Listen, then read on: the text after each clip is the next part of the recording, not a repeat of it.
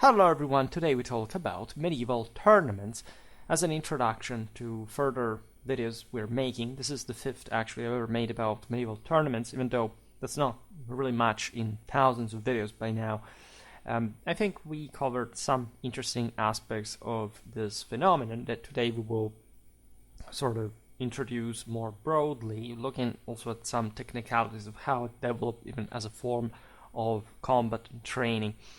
Naturally, there is a lot to say regarding the origins of tournaments as well that I will do better in other videos, and today we must refer to anyway, because it's easy, right, to track, to document what tournaments were, especially in the later Middle Ages when we have all the sources in the world, but it's important to frame such fusion of utility and entertainment, specifically battle, training, and leisure, that does stem from a specifically military and traditional, also religious background, which would essentially make the chivalric tournaments also one of the most highly celebrated events of the later times that, however, had lost great part of the original purpose that we will partly exemplify.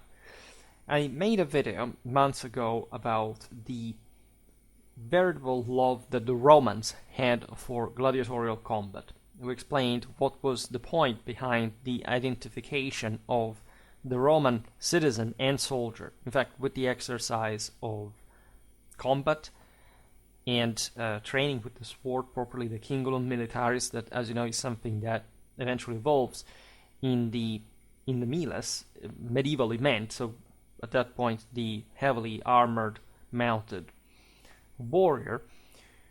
I explained how essentially gladiatorial games were to remind the redemptional potential of holy war, the point of death in those encounters, which are too often described in pop culture today as they were bloodless, or they were actually very bloody. Right? Gladiatorial games at large witnessed a very high level of bloodshed. The fact that there were some gladiators that were, of course, more expensive and that had to go on to sort of a more or less long career.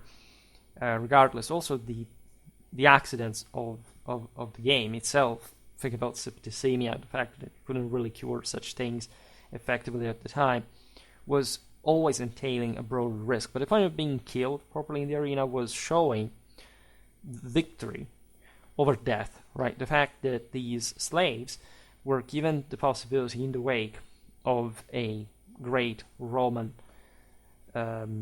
citizen's funeral, the one of a guy who had been a commander and had won God's imperium, could use the latter in order to save some souls, or at least attaching them to the trail of their sort of firmament offshoot as, of course, heavenly accomplished souls, in the moment in which this slave was given the opportunity to accept death without subtracting himself, having lost, right, the duel, and dying therefore transfigured and redeemed, at least to the extent that he had individually contributed to, but again on the trail of a much greater force for which the munera, the gladiatorial games, were organized.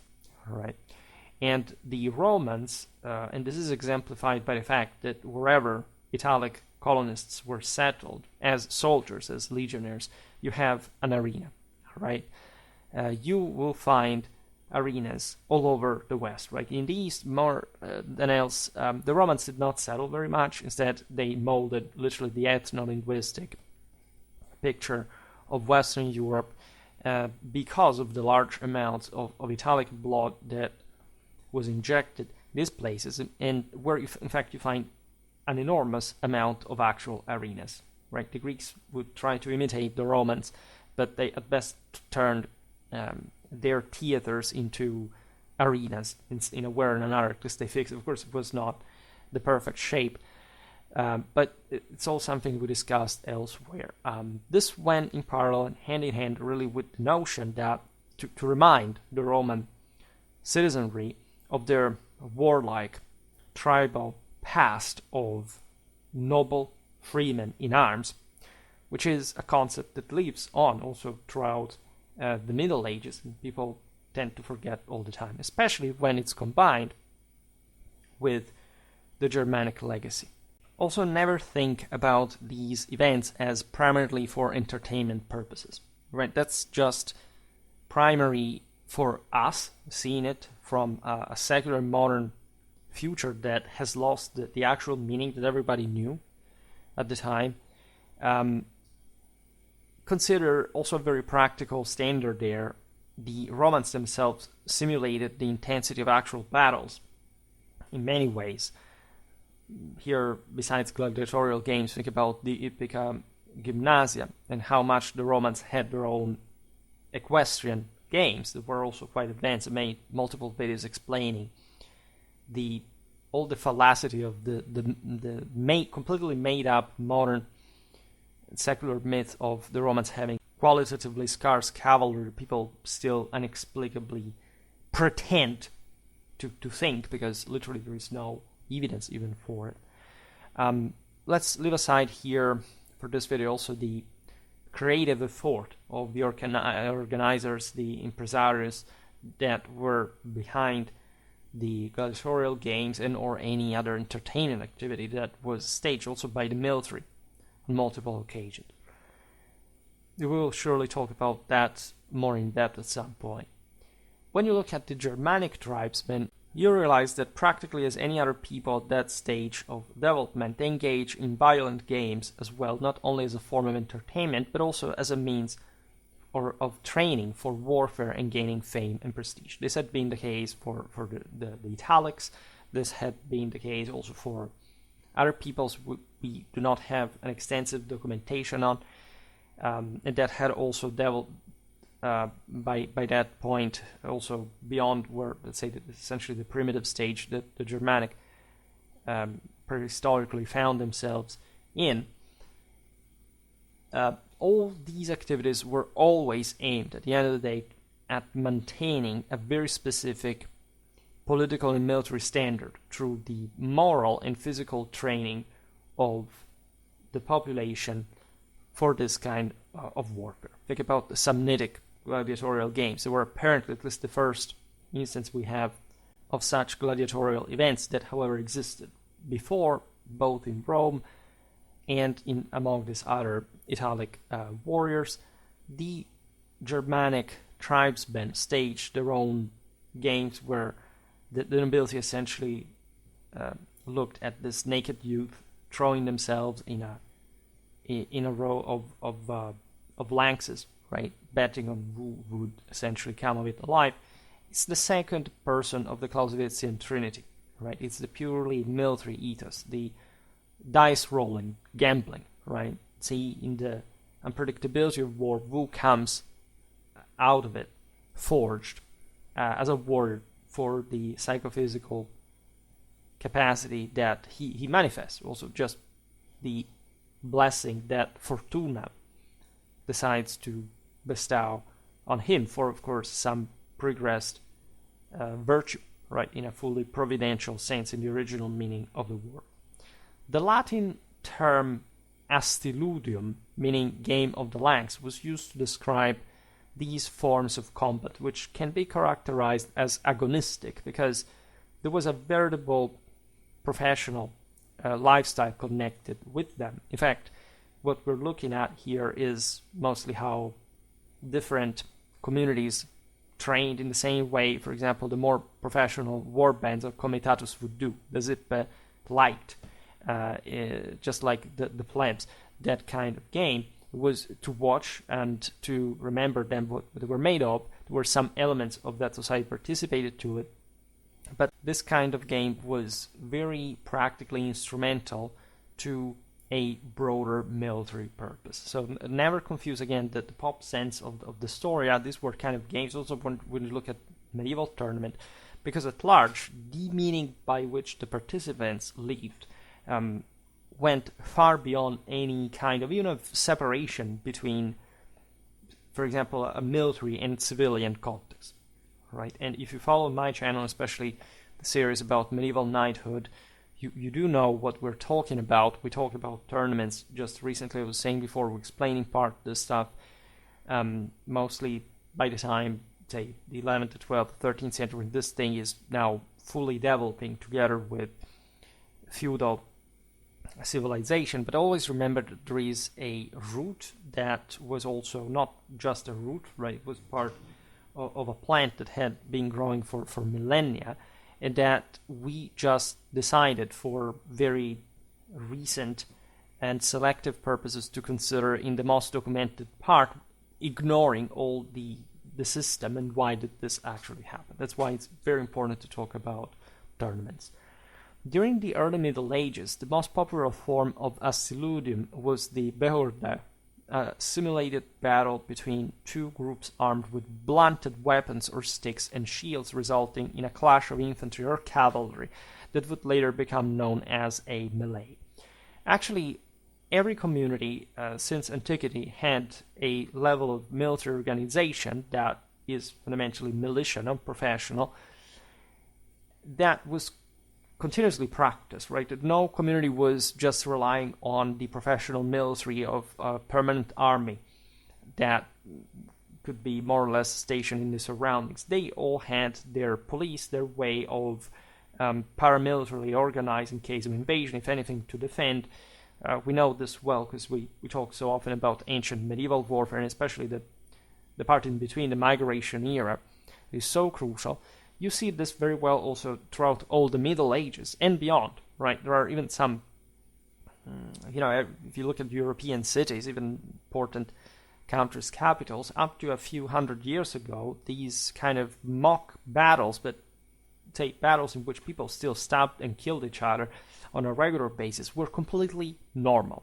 They were part of the communal ethos, the municipal identity, and they were aimed at essentially having this in times of essentially in pre-nation statal terms, where the political control becomes very centralized and very effective in terms of public order. These communities compensated for the lack of that by developing this kind of paramilitary capacity, especially in the city streets, were quite effective.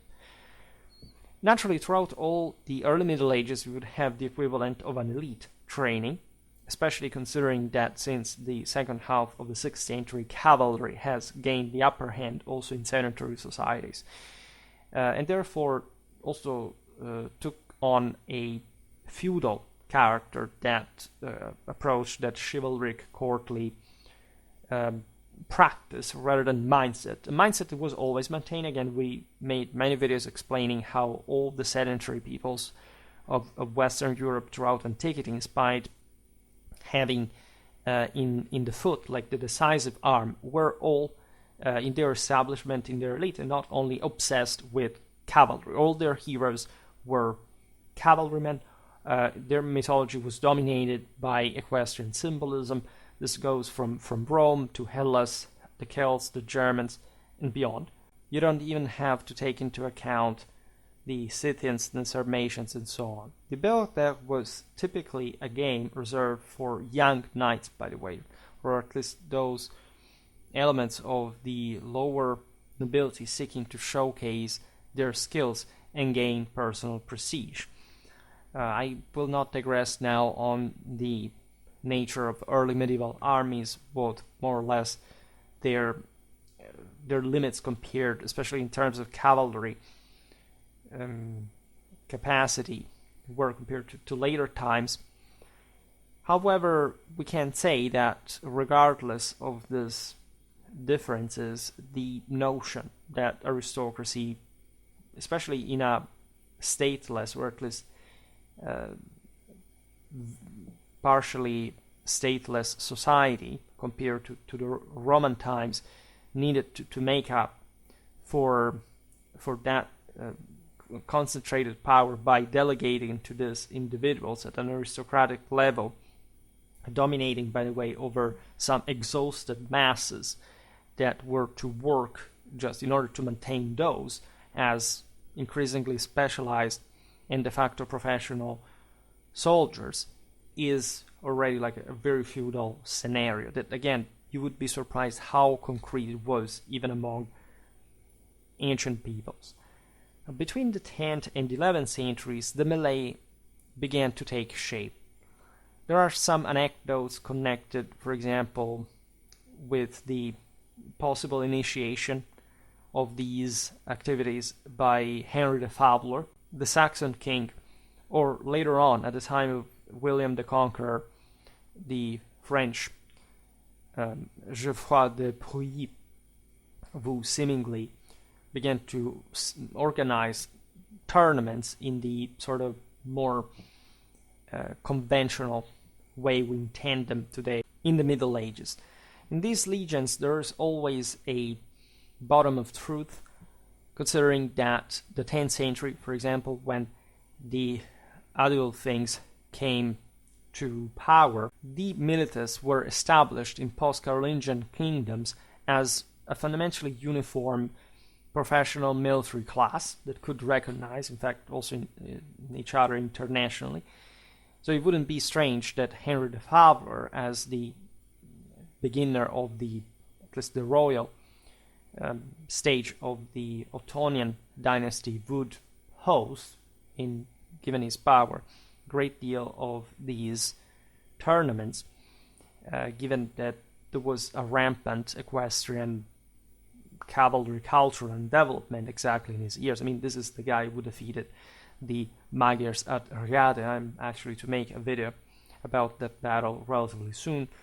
Geoffroy de Pruilly lives in the moment in which our more conventional, again, sense of chivalry, of tournaments, of even the creation of specific kingdoms, like literally the Norman one of England as a feudal kingdom, really planted the seed for all that ultra chivalric and courtly, as well as military and equestrian culture in England, in northern France, while of course this already existed also in the rest of Western Europe, from mostly that Frankish backbone that had at least reinforced this since Carolingian times in an ever more professional feudal direction. So you know what we're talking about, because we really made so many videos about these eras.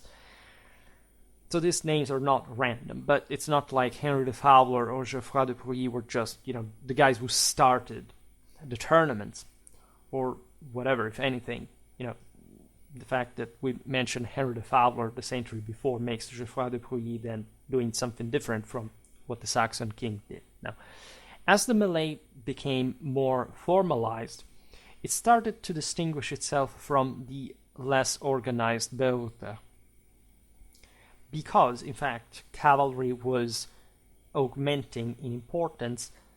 It was differentiating from the rest of societal activities of this, again, mock combat, paramilitary entertainment that would be connected with local festivals, even the commoners, and becoming a more serious affair, also reflected in the political hierarchy and the organization of the armies that were thus mirrored in this type of games. This is what practically marks the birth of the tournament as we mostly, again, intended from medieval times. This game quickly gained popularity and became the main event at every gathering dedicated to martial games, right? We could make so many digressions as we did in other videos, for example, about the field of Mars, right? The field of March at the same time. That is to say, like you have it in Roman times, you have it in Carolingian times, when armies were assembled. The point was more political than even strictly strategical, operational, logistical. You would have different elements of society mingling, training together, essentially augmenting that level of collective training that was so necessary for the whole army to be kept together. Tournaments were practiced throughout all medieval times, for example, before battles, like the newly knighted warriors that were inexperienced, that had never participated to that kind of combat before, began to fight in front of those battle lines that were yet to be sent into the clash.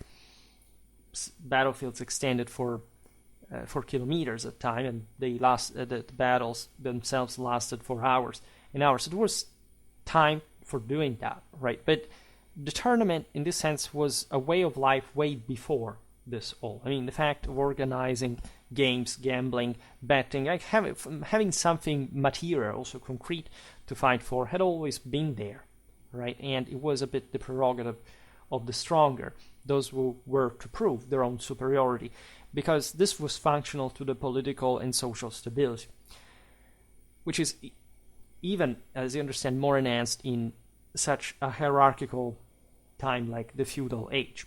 The term tournament, tournament, originated from Old French and entered common usage in the second half of the 12th century, spreading rapidly across Europe. The word tournement is derived, of course, from the Latin tornare, meaning to turn in a circle, which is exactly what happens in a tournament. But if you think about this, is also what happens in not just other forms of combat, but literally in nature, right? My example, if I play with my cat, what he will do is that, also beautifully exemplifying how real combat actually happens, you have just a very brief moment of engagement, and then a disengagement. The cat runs from the other side of the room, he turns, right? He points you and reattacks, right? This is exactly what medieval knights did, as different beasts do in the wild, and it's the single most effective way of fighting. Now, imagine a military system that not just practices this in these games, but literally enacts practically the same in the battlefield. In fact, as we will understand now, these tournaments, as it's notorious, by the way, were as bloody as actual battles, right? Not to say, well, a bit less, it's different. No, they were completely, absolutely, and totally identical to battles, how they were fought at the time in this early age, right? Then things started changing. We will see now how. You can argue that, yes, there were different rules, whatever, but these rules were just set in a way that, first of all, they could be broken in a sense, because they reflected more than else a political wishful thinking to control these furies in combat. There was a lot about discipline here. These games were staged essentially to provide people with that collective training that surpassed and crushed, of course, any kind of solo, egoistic, individualistic behavior, because this is a civilization taking shape, right, that crushes the warrior, just fights for the sake of himself, and that at least gains, say, a greater importance in the form of way more organized monarchic systems, where, of course, the king has to be a ruler, but with ever more enhanced capacities also to move armies and to go beyond his, in fact, mere human limits. That is exactly how the imperium manifests. And going back to the origin of the word, this suggests two possible origins.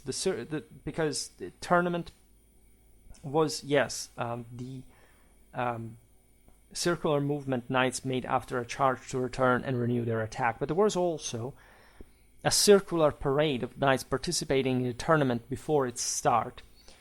And it's possible, of course, that it was mimicking the same type of maneuver that would happen in combat, and therefore giving fully the name to the tournament. It's really a non-problem, but just know that there were all particular rituals attached to this game that, again, is a game. Remember always von Clausewitz in his definition of war as a game that is so both subjectively and objectively.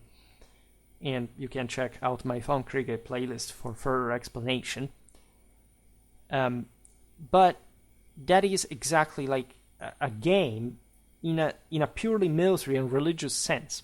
I made a video about the Fortuna Kaiseris that explains what, in that sense, luck in the connection with winning heroes is about, and why, thus, a game is actually a very serious thing, right? And Huizinga has nothing to do with that.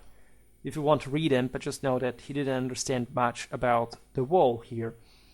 There is a very specific ancestral continuation of rituals, of ceremonies, of practices that are aimed at having these essentially warbanders fight for training, for greater experience and more. It's like a time machine. You kind of understand from tournaments a bit what was happening in the previous warbands, say, of the migration era, how they trained themselves, what kind of ethos laid behind it, what kind of psychology, what kind of physicality laid behind that.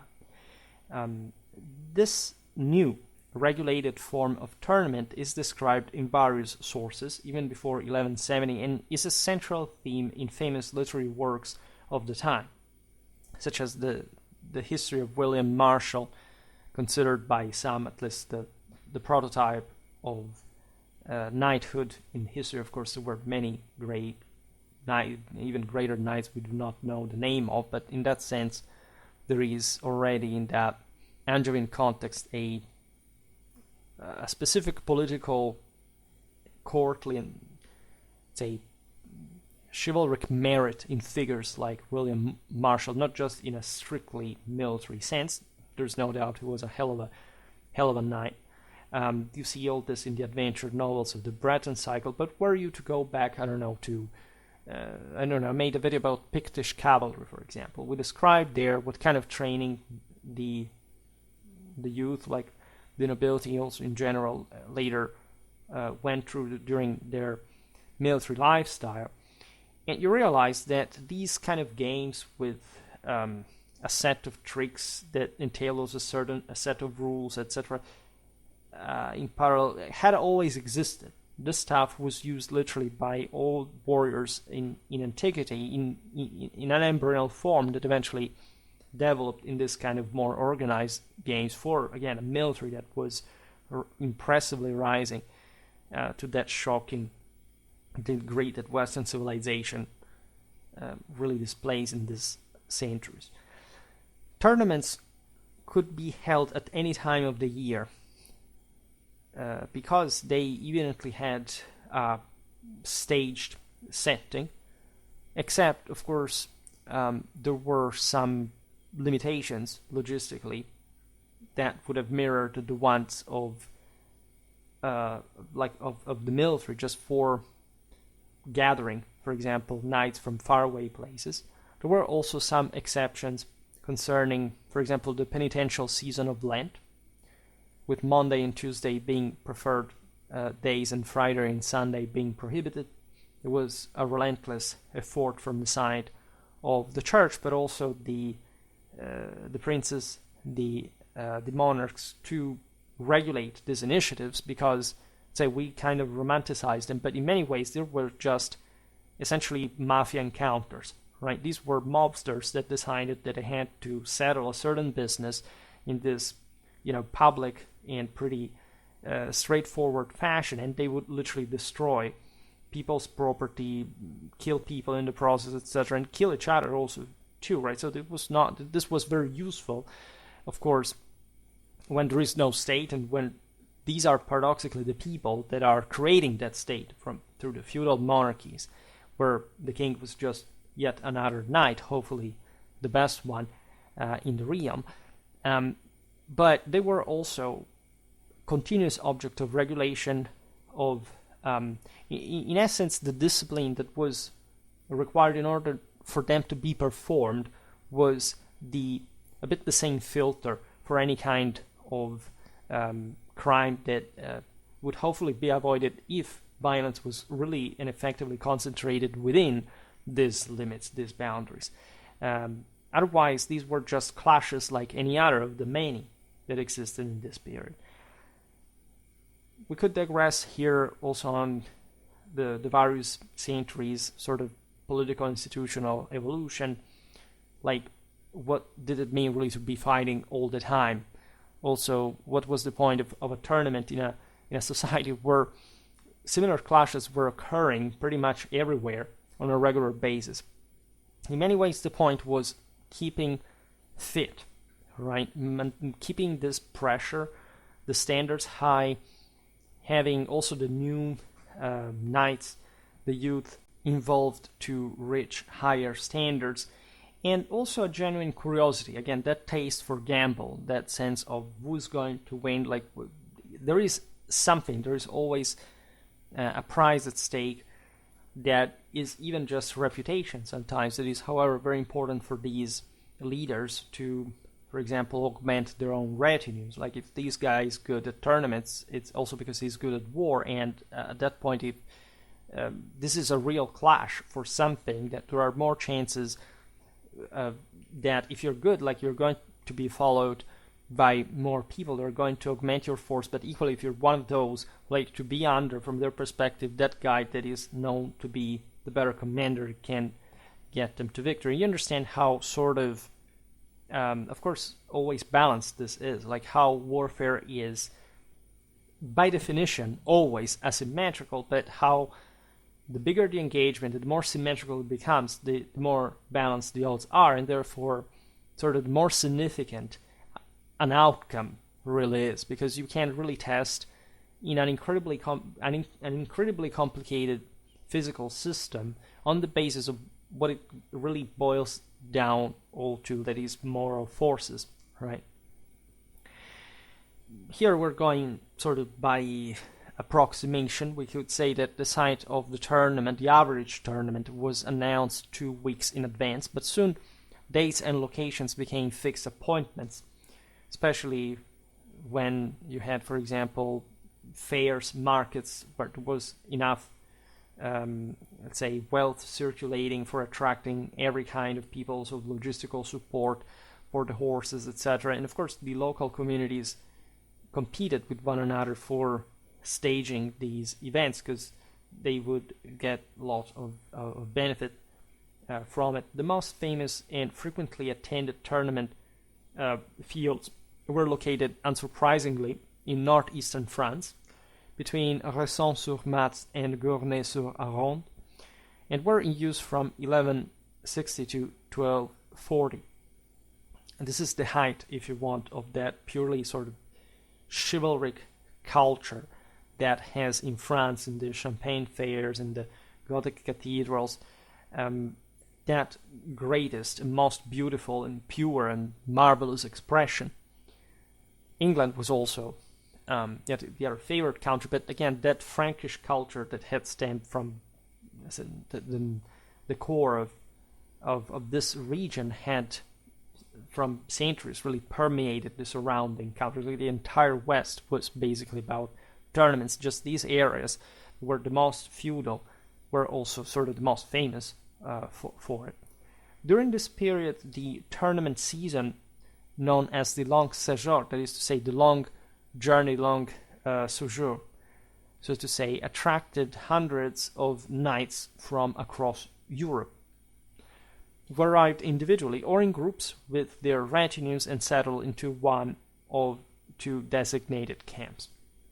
This tells you, by the way, considering the costs of the time, like especially before the mid-13th century, where economy was very primitive, still very naturally based. It's sort of like, what would be the drive, the opportunities provided by a tournament in terms of political connections, of rewards and so on, for having knights moving really for hundreds of kilometers, which is an extraordinary expense. That tells you also in parallel how big, like, political motivations were for war at the time. You know, gathering like a few hundred knights, that was surely a very big reason, and you can imagine even for the larger engagements. The internal camp was situated near the large open area designated for the tournament, where stands for spectators had been erected, while the external camp was located outside the perimeter. The term internal party and external party also referred to the two factions that would clash in the tournament. Right? You would have, just like today, I don't know, if you look at football matches, any other game, like you have the guy that fights in his own city, right, and the other that comes from outside. So there are all the rivalries involved. In the days leading up to the tournament, knights were entertained with feasts, banquets, and spectacles organized by the higher-ranking nobility. There was a great deal of sexual tension, considering that many of these knights were there to hopefully marry a rich widower. Right, women married very young. Normally, this is especially in the nobility, like their husbands were much older, and given the average time span of the time, that was also dramatically shortened, especially if you spent your life on fighting on horseback, would often thus remain alone, and the dream of the average sort of lower nobility knight was to marry like a woman who was much richer than him.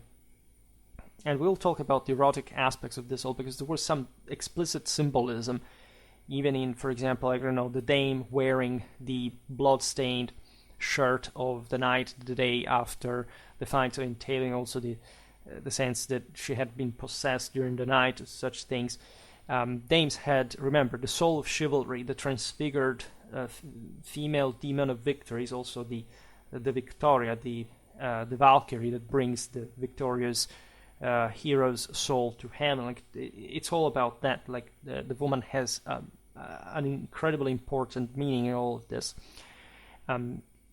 Additionally, you had other, say, meetings like the Vespers, for example, or the Première Commensale. Remember that these tournaments were known as Conflictus Gallici, which is also a title I used in one of my videos to describe, of course, the centrality of France and French in the tournament vocabulary. During these events, knights could showcase their individual combat skills, so there was all kind of customization depending on who you were and how you wanted to show off and try. Of course, this had all its psychophysical costs, because literally, again, these clashes were incredibly brutal. As a military historian and medievalist, I'm personally surprised by how scarce the reference to cripples, spaniels, etc. were at this time in history, because if you think about just the level of habitual violence that occurred, and we should point out that actually our orthopedy was incredibly advanced, almost as our own, at least, more technical means aside. And you would have knights keeping to fight even in the most, say, defective conditions. Think about even kings, as you know, fighting blind. We talked about recently Charles of Luxembourg. We talked about Žižka and so on. So these people were not scared, were of a different kind. They were selected breeds also from a genetic point of view. They were tougher. Like people point at, it's because they ate proteins. No, it's not just because they were literally selected in a eugenetic way throughout the generations, especially to be that kind of elite. So of course they were sustained by more nutritious food, but we're talking about genes that probably were also epigenetically improved throughout such lifestyle, regardless again of the very high risk of mortality that it all entailed. So you have, just like, I don't know, think about horses breeds were chosen at this point. Stallions, studs, it's not like they're average horses, right? Even within their own kind, right? There is the single individual that is just more aggressive, that smashes against the fence, maybe breaks his own leg and stuff. Equally men, right? And the kind of training these people underwent still at this time was shockingly traumatic, and possibly many people died also of abuses during the same. So the people who selected were much more, you would say tendentially psychopathic. It's highly debatable, because I think there is a spectrum there that is too categorical when talking about this, but consider what kind of lifestyle these people had. Normally, of course, in their lifetime, having killed easily tens of people on a regular basis, hundreds at times, possibly even more. But the sense being that they were properly designed, they were selected, and very highly so, in an incredibly sophisticated and surgical way to be the best, most effective slaughterers and fighters in that combative fashion. So we're talking about completely different human types also compared to the rest of the population. The event would normally begin in the morning with the regard, the parade of knights from both factions. So literally that means to look at each other in French, but also like regards, like saying, we acknowledge one another as enemies. This is still what, as teams do in sport, like they shake hands before the encounter. This is the same kind of meaning. This happened when the men were already fully armed, like providing an opportunity for them to present themselves to the public as well, while declaring their war cries amidst the splendor of their armor and heraldic symbols. Right? There was a lot of tone here, a lot of sort of showing off. Remember that the warrior was conceived as a unit. Like the system was trying to uniform, to standardize them to be more effective, more disciplined. But great part of, these were cultures that recognized virtue, individual valor necessarily within the collective system. And this is just like the Romans, though. Things proceeded by. Like virtus and disciplina were separated. Like it's not like Thucydides that in a very Hellenic fashion says in theory it should be all about discipline. All right. As humans, you must have both, right? Because you can't rely on an idealized standard when people are not of this kind. And so, considering the paucity, like the elite nature of these fighters in just the society of the time, it was a big deal for them, first of all, to be all there. But they also all came together with their own specific character. That's also what the heraldic symbols, we can so say, because heraldry is actually a modern rather than a medieval science. But sure, like these were intended as totemic figures of some sort. They expressed a particular character connected with that genetic background we're talking about. So everybody had their own specialty. Colors were important, weapons were important. The anticipation for the day's main event would be filled with a behorde of individual knights' jousts. As these preliminaries concluded, the audience's tension reached its peak. The ranks, literally R-E-N-C-S, or ranks, in fact, meaning the lines of the two factions, would enter the field, lining up on opposite fronts, ready to charge at the agreed signal, a trumpet blast, or the order of a herald. Here we're talking also slightly more civilized encounters. Remember that by the 11th till the early 12th century, most of this stuff was not so neatly regulated, right? And still, even when this happened, they were incredibly brutal, violent, and bloody encounters. The charge, known as estor, would unfold in an orderly fashion.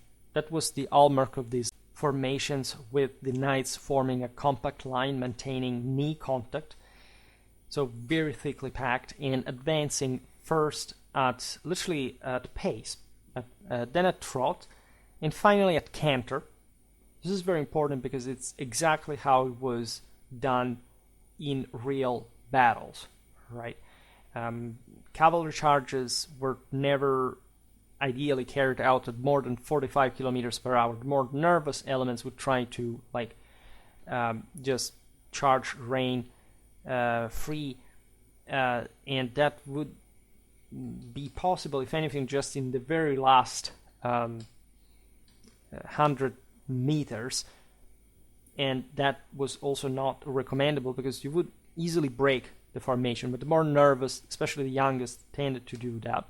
Also to show off, because not the idea here is you succeed if you remain in position, right? If you break, you can maybe show how recklessly and suicidally very often courageous you could be, but that's what stupid young people do, and not what true veteran men behave like, right? One of the very few, if not the only, purpose that reenactment, say HEMA more specifically, has is that it shows how every single kind of idiot can be brainwashed to throw himself against an enemy and getting destroyed in the process, right? Discipline being men is a completely different story.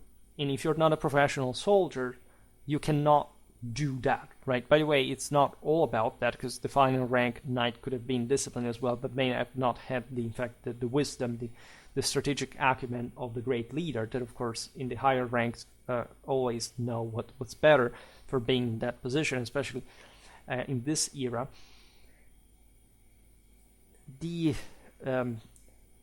We will talk again about cavalry charges, because people often do not really understand what's the point of it all and how crucial the whole thing really is.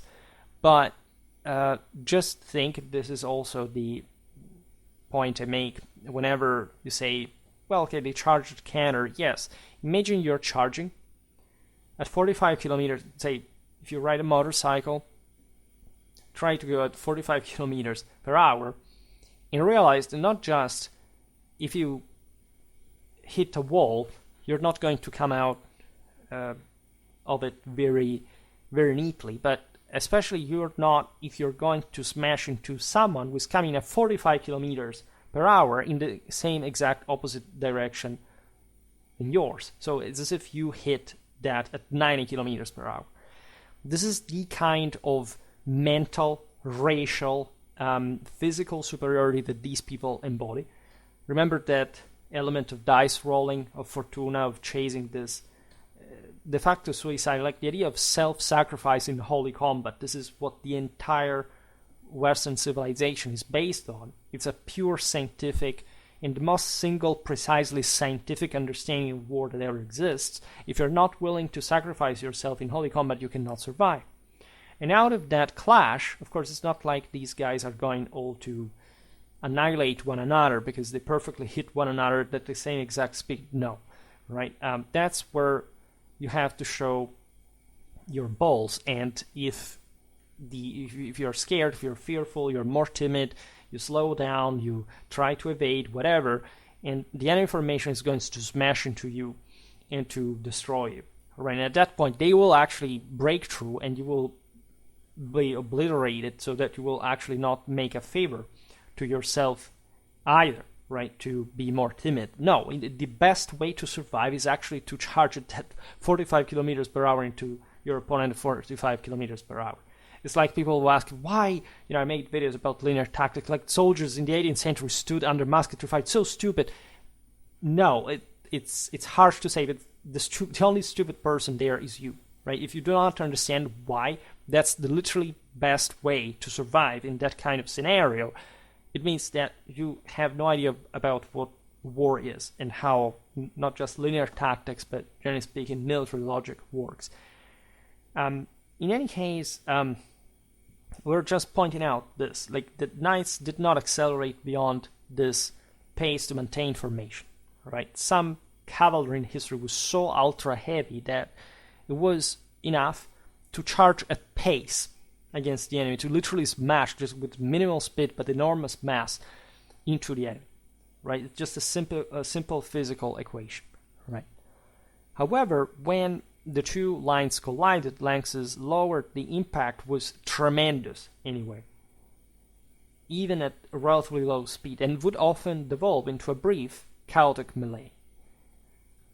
If you read Delbruck, all these authors that Ferdinand Locke, like that started a bit 19th century, say the medieval historiography in a more serious sense from the 19th century, late 19th century, etc., they realized that they had a very not really cartoon-like. These were also military men. They understood warfare, but they hadn't thought out history too well, and they thought that the Middle Ages were just in opposition to their own essentially post-Napoleonic way of war, based on, say, very heavily drilled formations, larger armies, etc. That medieval warfare was just about, these guys thrown into the Malay, single combat here and there. Instead, we know very well today that formation was everything, right? And that even the Malay that did follow, because of course, like, formations are made up of individuals, and in a way or another they had to individually fight as far as they were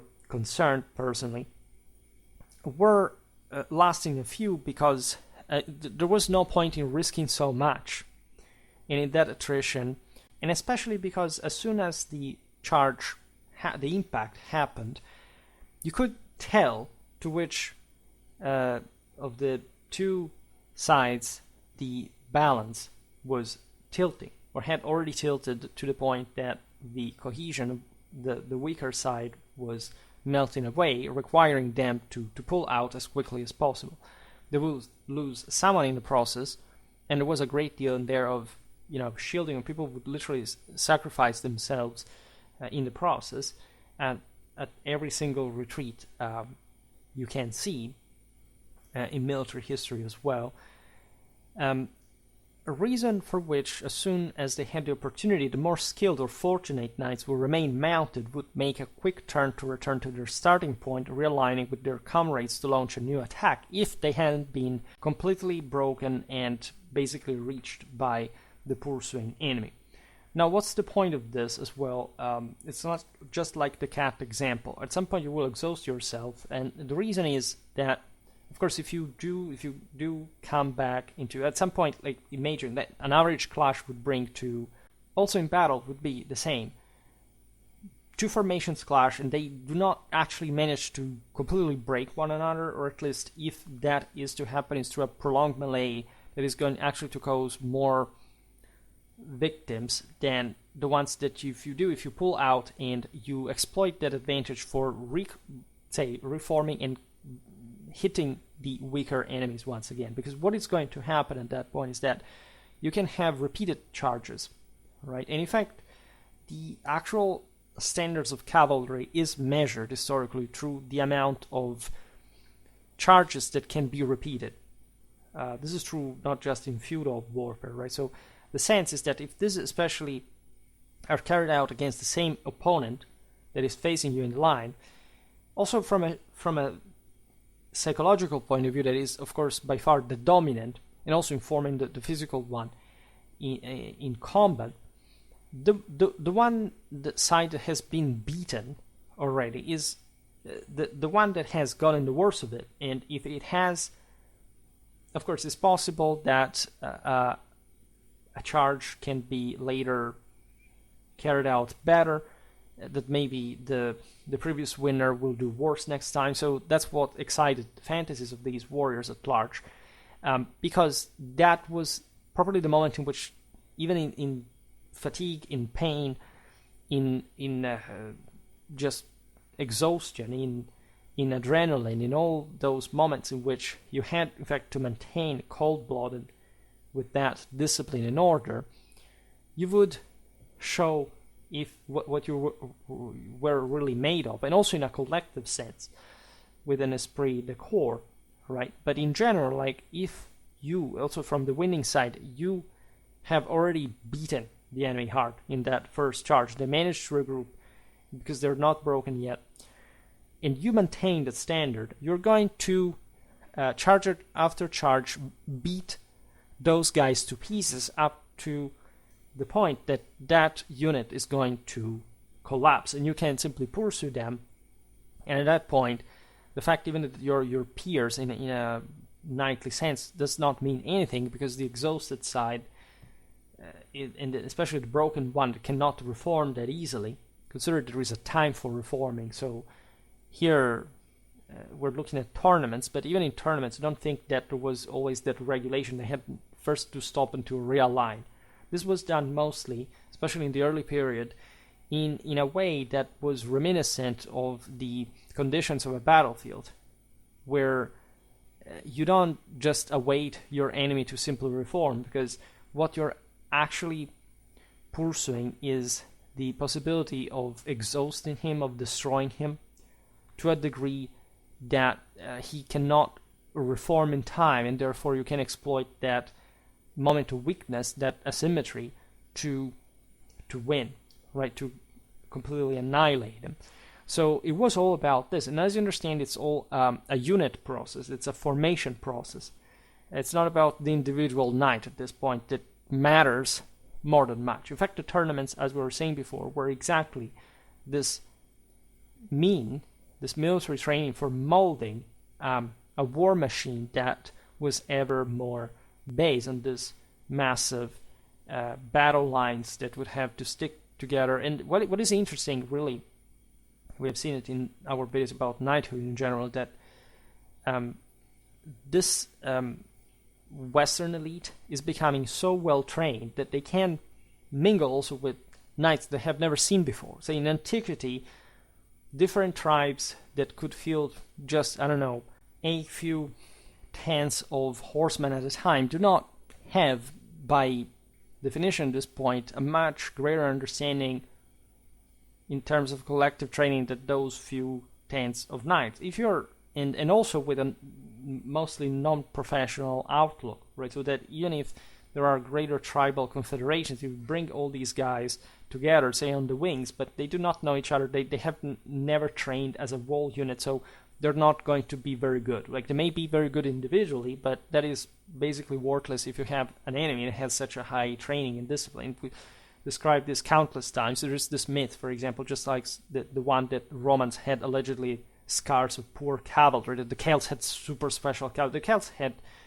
a lot of cavalry, especially the Gauls, but their quality in the definitionally fundamental terms of collective training was very scarce, right? There is a reason why the Romans took over Gaul in 8 years for good, in the broader picture. And people seem to not really understand the value of this, like what history tells you instead, like just even in comparison to instead medieval knights that were so intensely and professionally trained, and also in this ever larger unit that on a regular basis that could literally form battle lines of thousands of horsemen, knowing how to carry out an orderly charge on such basis. It's a very different world. It's a feudal society, so it's a very different thing, but still.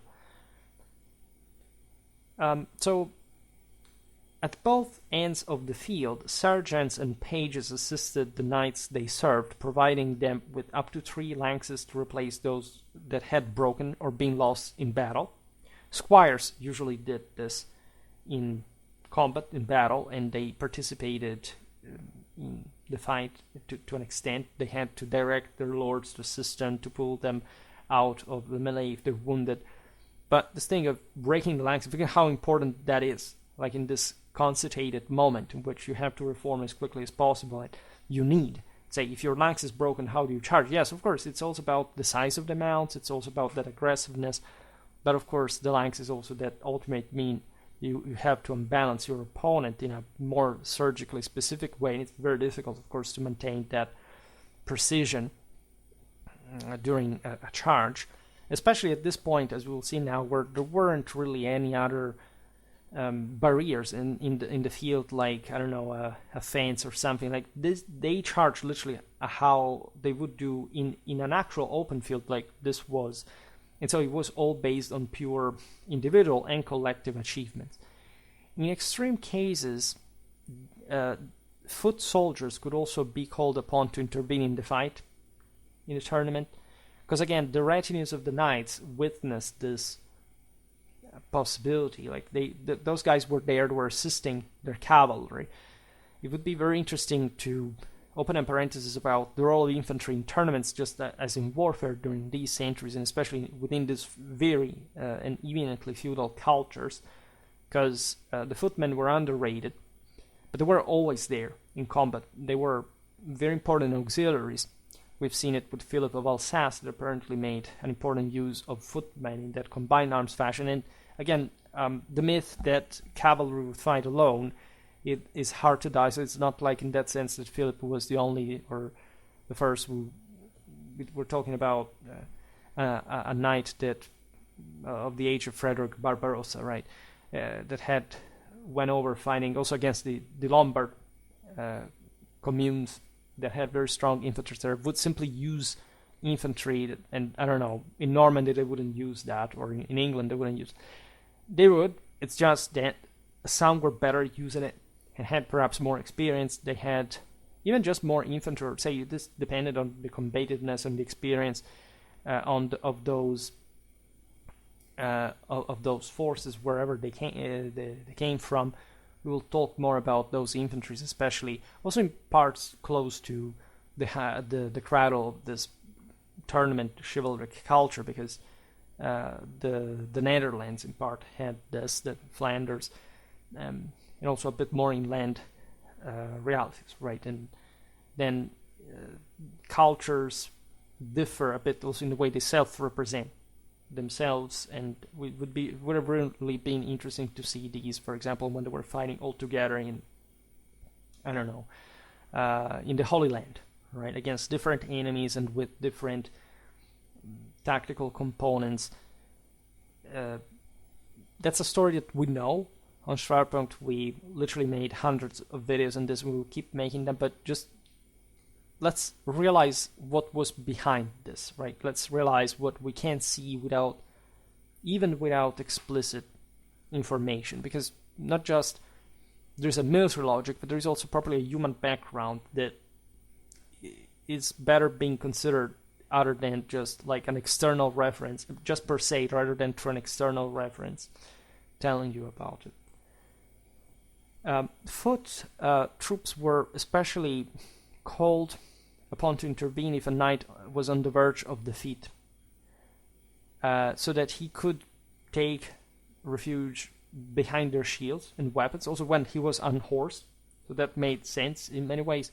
Consider that in these tournaments that were, again, here we made the picture of an ideal ground, whatever, but they were often carried out in the countryside, in normal places, in somebody's yard, right? And it was a very ferocious and merciless encounter. So knights risked to be kidnapped. You had eventually to pay a fortune just to hope to see them again. So it's a very dramatic scenario, and you would have every means possible involved, like to prevent any major loss, which required also a lot of bloodshed among these lesser elements.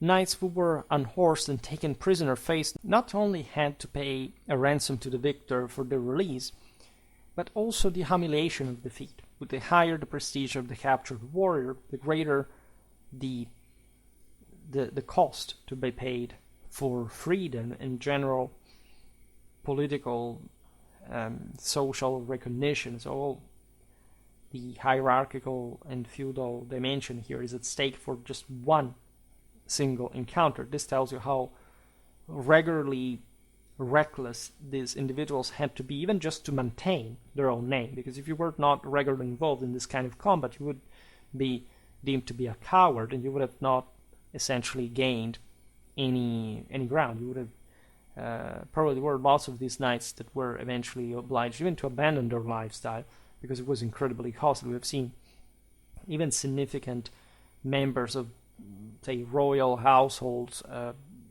leading a life of adventure, of roaming, of crusade and so on, but at the end of the day not really getting much out of it. Like, the entire system of the time would not provide with any major quick enrichment unless you were really in that sense both lucky and capable, but it was just otherwise another way of surviving, right, in some better condition, like maintaining higher stakes and sort of maintaining a higher life quality, but with a greater risk and possibility of disaster. Now, the tournament clash continued relentlessly, transforming into a chaotic melee at some point when the two formations were exhausted, but had not broken each other, right? And so where combat no longer involved lances, as they had all been used up, but rather close combat with swords and other short weapons. At that point, things could get really that fragmented. It's not really how battles would go, but since tournaments were a bit more staged, there were sometimes more means to sort of regulate these encounters. Some tournaments involve, for example, the defense of a fortress or something. So it could be also an asymmetric fight. There could be assault to fortification. So the individual dimension there could be even more highlighted. This phase was highly dramatic, as the knights were often exhausted and frequently wounded. If one of the sides gained a numerical advantage, they would relentlessly pursue unfair fights, by the way, trying to encircle the remaining opponents to prevent them from finding refuge among their squire's line. That would also fight. That's where the infantry would be involved. Many scholars attempted to resume the role of infantry simply on the basis of this tournament mentions, because otherwise we don't find them too much like in some level of detail, but there is a broader sort of military historical experience you have to get before making such kind of assumptions, some of which are correct, by the way, but that must always be considered in the way that military instrument is declined in that particular context every time. The tournament would only conclude with the setting of the sun or the complete defeat of all knights from one of the factions.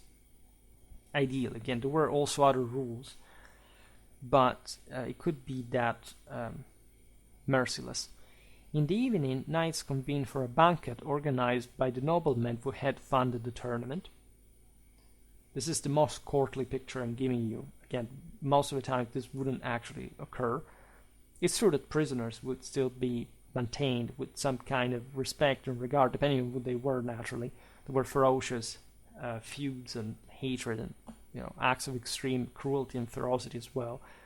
But at large, the recognition of somebody's status was a way also to affirm further disestablishment that, let's remember, it was, even though further stratifying at this point in history is still a matter of distinction among all the rest of the world, they had a broader mission to accomplish beside tournaments that today we do not discuss.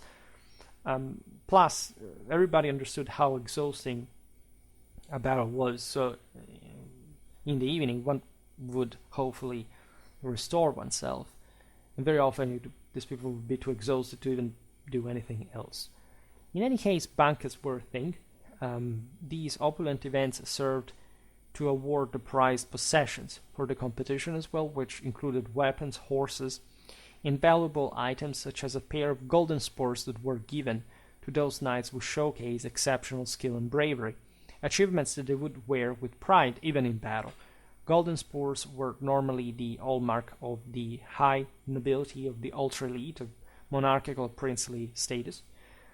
The sense is that the tournament, like war, was a moment of selection, as we were saying at the beginning, and that even the individuals coming from the more humble background had a shot if they were truly chivalrous and virtuous to the point of defeating even people of much higher birth, thus being rewarded with such a prize that was truly royal in nature and exemplified the quest for gold, for the divine, that self-sacrifice in holy combat and divine, in fact, transfiguration itself entailed, like in the lifestyle of this man. So these are times in which those early practices of initiation that included even human sacrifice, etc., were past. So now there was another way to celebrate the memory of that and the hopeful enactment of comparable standards on the battlefield with such prizes. Most historians agree that the tournaments utilized the same weaponry employed in actual warfare, especially in the early era. This practice continued until at least late 13th century, when various regulations began to be implemented to make these contests less fatal. This is obvious considering the nature of the elites, the fact that, say, warfare in itself was such a larger scale business than ever before, that, say, the most important thing was not just to be a great knight individually, which still by the 13th century was the case for kings that risked their life recklessly. Think about Louis IX. But the true value there was more statal in nature, was more organizational, was more strategic in a broader sense, like with a greater providence at a regional scale and even a universal one at that point, and what the individual knight, now of which now you could feel so many at a time, was concerned. it is quite plausible that tournaments function not only as a form of military practice, but also as testing grounds for advancements in weaponry and armor as well, right? This also entails, of course, a type of training that regularly occurred besides the battlefield and the tournament in the courtyards of these lords' castles among each other, etc. So there was all kind of practice of training. We know of knights that participated to tournaments well into their 80s. So it was so natural just to spend your entire life training for war. The entire feudal system essentially converged to provide these elite warriors for the resources to literally spend their entire life on horseback, at least during the good season, in the bad one, planning for war essentially, and training, making these adjustments. That it's really conceivable that their mindset was revolving always around any kind of practical solution of theory, of ideas, of tactical experimentation. This required practical demonstrations before being deployed in battle, when things, of course, were sort of way more serious and risky, so you wanted to count on means and measures that you had to have tested before. Unlike tournaments, the joust featured specialized weapons that differed significantly from those used in warfare. Jousting, which originated as early as the 11th century, involved a duel between two competitors charging at one another in a much smaller arena than tournament. Indeed, the term jeter referred to the act of approaching and colliding. Participants positioned themselves on opposite ends on the field.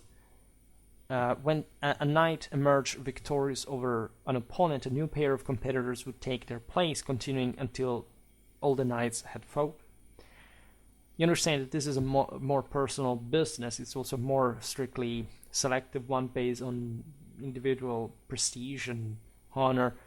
If you had some, again, business to settle, this was a more civilized way to do so, right? And still by arms, because a great deal of, again, public authority since ever was to limit as much as possible this judicial duels, because they were, of course, based on some undebatable premises, right? The same lords that would fight in these tournaments were the same people who were disarming their own subjects, and as such, like, contributing to the general civilization of the profile. Here we're talking about mostly a feudally monarchic era in which, like, the system itself is military, seigneurial, but still in its hierarchy.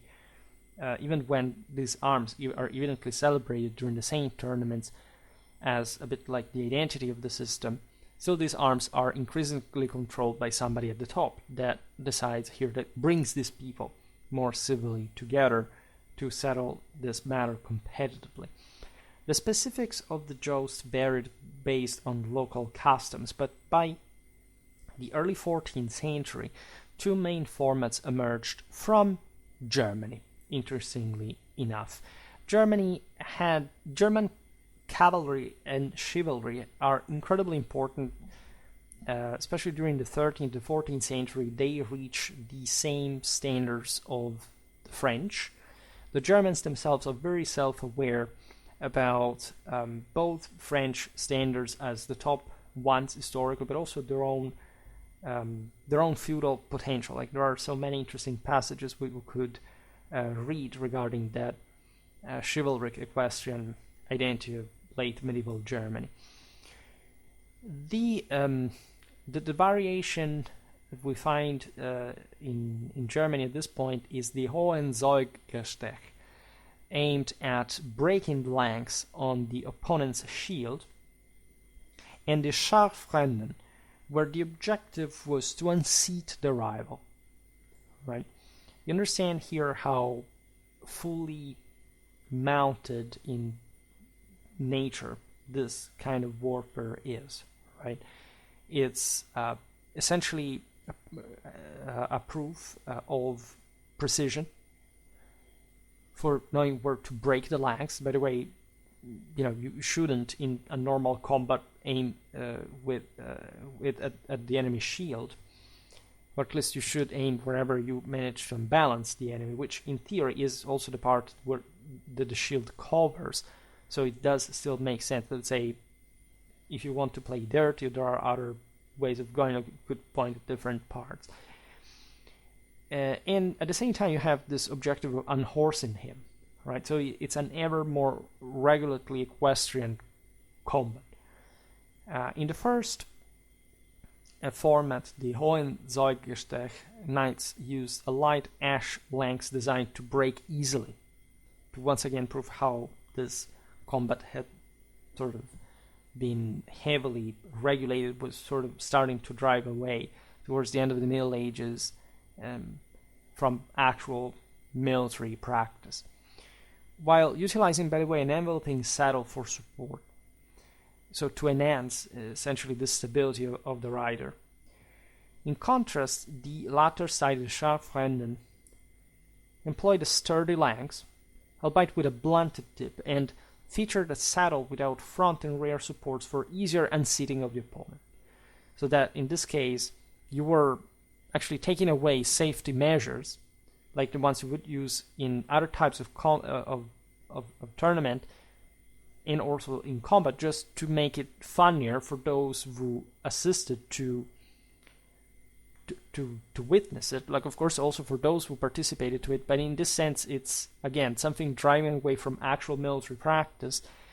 You can just essentially point out that this kind of risk enhanced still moral capacities, also would make you more physically ready, would habituate you to, for example, being unhorsed, which is definitely not a pleasant experience, because if you have fallen off a motorcycle, you know that.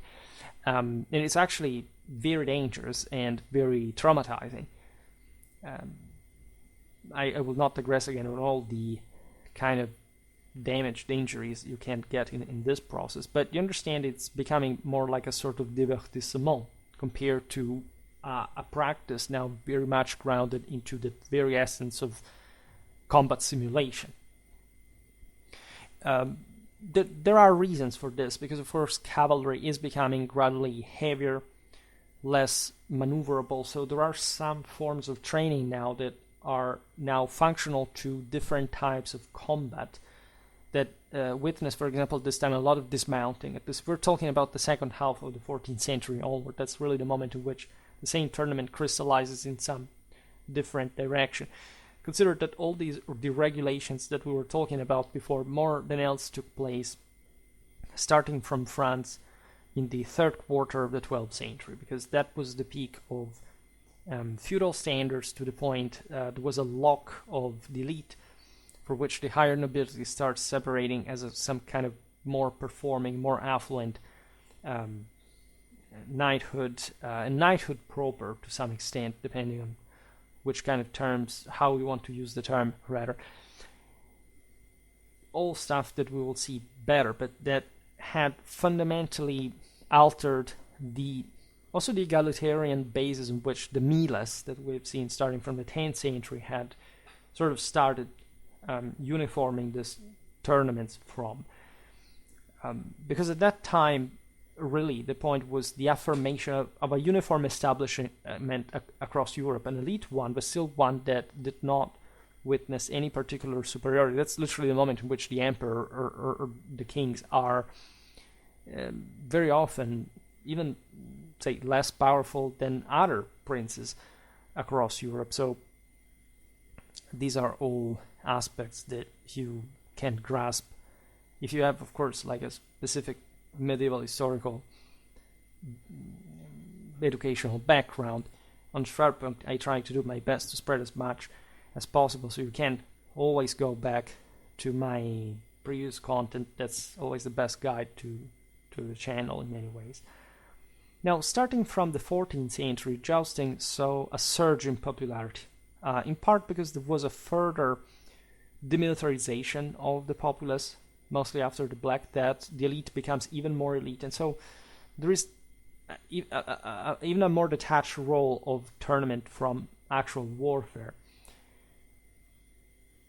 That that's how tournaments proper began to decline, like due mostly to, in fact, this reasons, like the diminishing military role of cavalry, at least in the collective and homogeneous extent we've seen before. Like after the early 14th century, you do not see those enormous armies of multiple lines deployed in depth of thousands of knights each.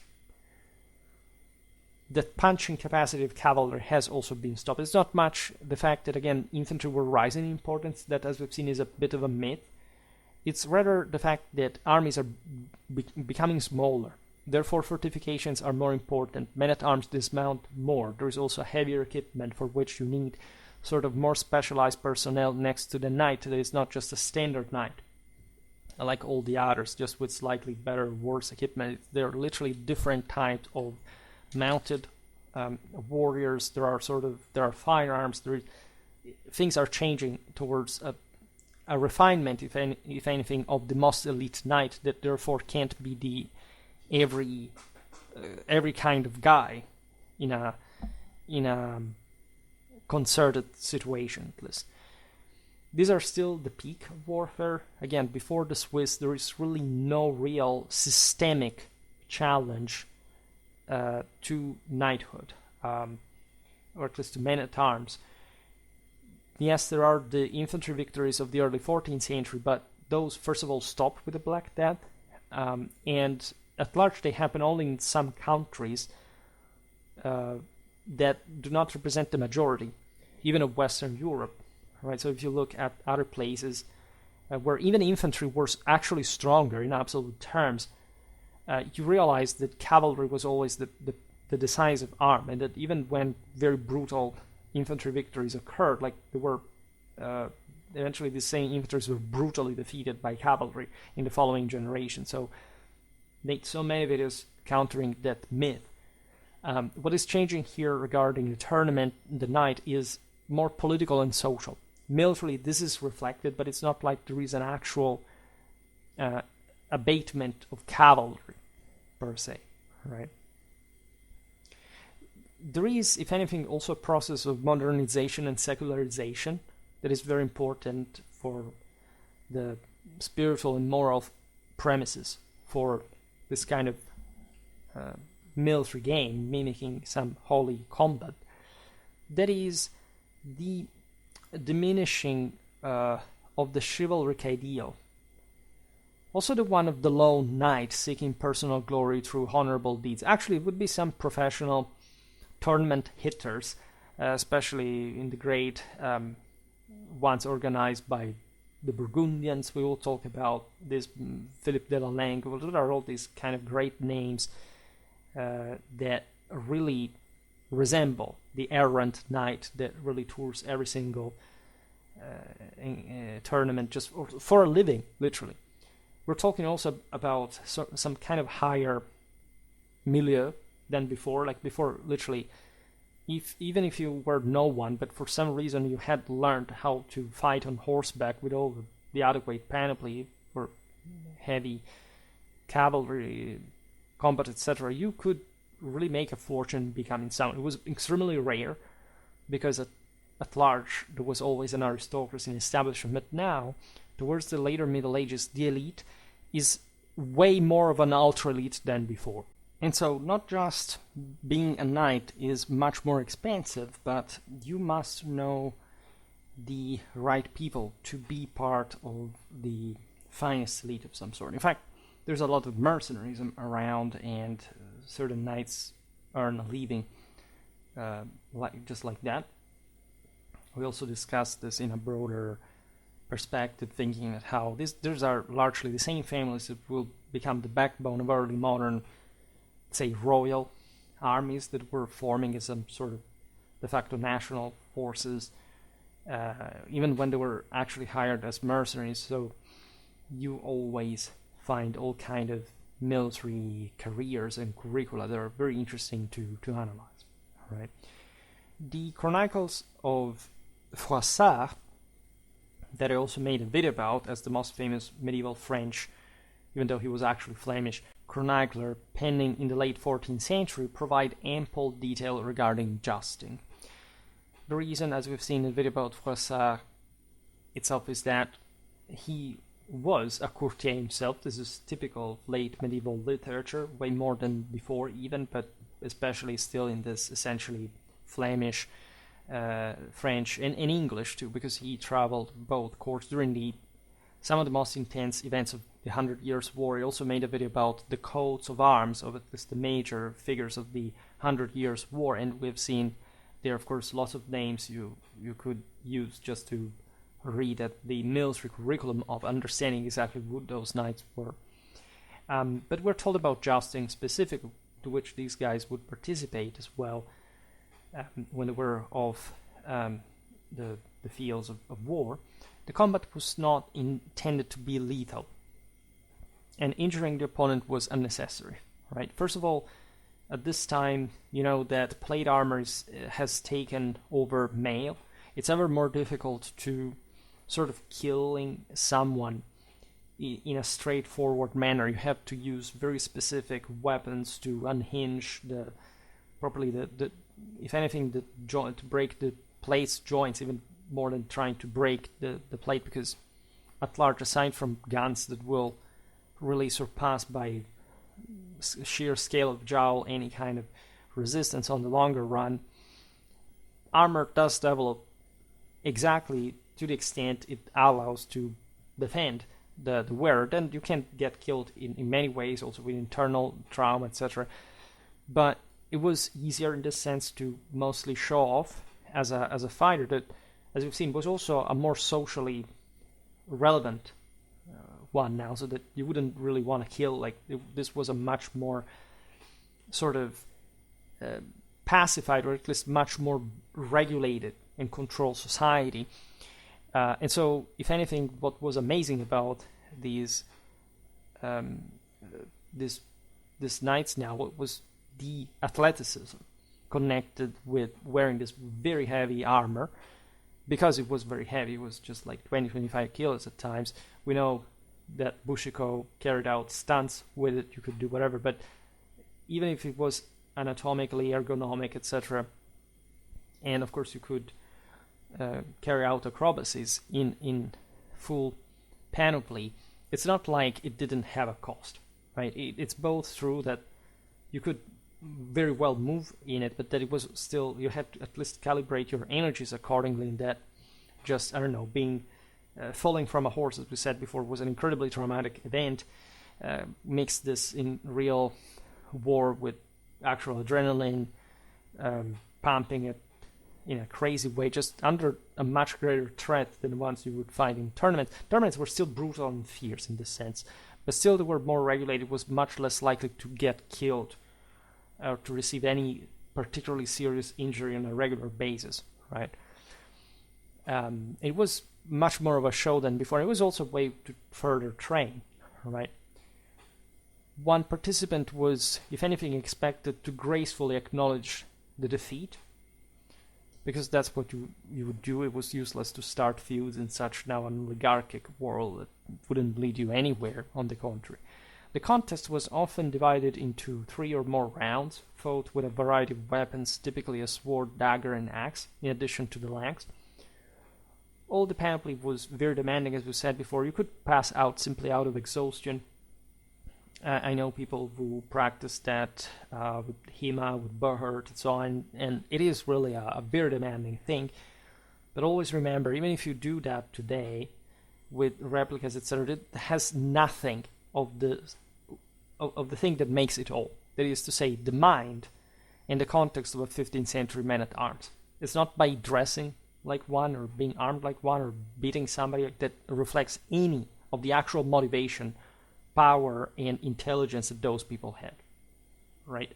21st century people are significantly dumber, less capable, and especially weaker than the ultra-elite of 15th century men-at-arms. And so it's useless even for those who practice this stuff, like that very often, I must say by experience, do not know much about actual medieval warfare.